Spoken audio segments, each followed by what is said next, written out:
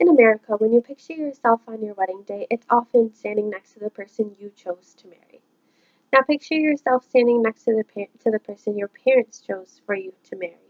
And lastly, picture yourself being set on fire to be burned alive by the person your parents chose for you to marry. This is known as bridal burnings in India. It accounts for an average of 8,000 women deaths per year in India. That's on an average 1 an hour.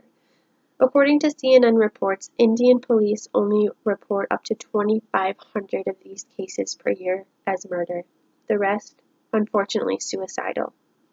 After my speech today, you'll learn the process of how an arranged marriage is chosen from the bride's parents, how each gender plays their roles in a marriage, what exactly is a bridal burning, and why do they keep happening, and the preventative measures that have been taken to prevent these.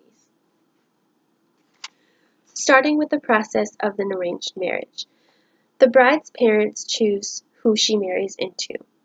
So first off, the elders will meet, and although it is up to the bride's parents who she marries, the bride does have some say in it. 85% of Indian cultures still prefer this method. So the bride's parents, they base their opinions on his horoscope, his physical appearance, his culture, and his financial status. If they're deemed happy with how he is, they then introduce the bride to his family. The groom's family holds their own standard of how she is going to be domestically as a family to him. So, will she clean the house? Will she stay home with the kids? Will she cook for him? Will she clean for him? If they seem happy and she seems to fit their domestic standards, they then set up the ceremony. So their gender roles in the wedding, in the marriage, after the wedding. The wife stays home and the husband goes out in the workforce. The wife stays home, she cleans, she cooks, and she raises the children while the man provides financially. In 2014, a study of gender roles in India by the International Center for Women's Research concluded that 66% of men choose their wife's outfit for that day. Only 16% of the men, they provide domestically for their families, so they'll help with cleaning, they'll help with raising the children, and they'll help with cooking. Also reports that the man is more masculine with the more he is involved with domestic violence. So the wife stays home, she cleans, she cooks, she raises the children. She's never, ever independent. The bride belongs to the husband after she is married, and prior to the marriage, she belongs to her father. Now, once the husband passes away, she then belongs to her sons. She's never a woman on her own. Never independent, she belongs to a man. And with their lack of economic power, she has little to no say in anything that happens.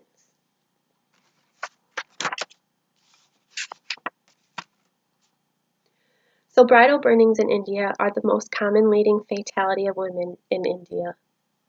What exactly is a bridal burning? So the bride's parents will pay the groom's parents for their wedding, for their daughter to marry into their family. And most often after the ceremony has already happened and agreements have been made, the groom's family decides that that wasn't enough. They did not get enough financial goods out of that ceremony or the wedding to be satisfied. So they start harassing the bride and her family until the family, they must give until life is then a burden to them and they become bankrupt because the groom's family knows that the more that they harass the wife, the more the family will give. There's a famous quote in India actually, the more you beat, the more you receive. So the bride's parents know that their daughter is being violently attacked, so they will hand over more goods such as cash, clothes, jewelry, washing machines, cars, anything that they can get value out of, they take and they take and they take until the family no longer has anything to give. So the husband, or often his brothers or his father, or sometimes even his mother, will set the bride on fire with kerosene. And why kerosene? because it can easily be deemed as suicide because the woman cooks with the kerosene. The groom is often then, he's free to remarry, and 94,000 of these cases in 2010, only 19% were convicted, because even though little to none make it to court, they're often ruled as suicidal. So I'm sure you have the same question as me. How do they still exist? If we know this is going on, how? How are these still happening, and what preventative measures have been taken? There was a Dowry Act of 1961 prohibiting the dowry murders against women and the bridal burnings. This wasn't enough, because often they were deemed as suicidal.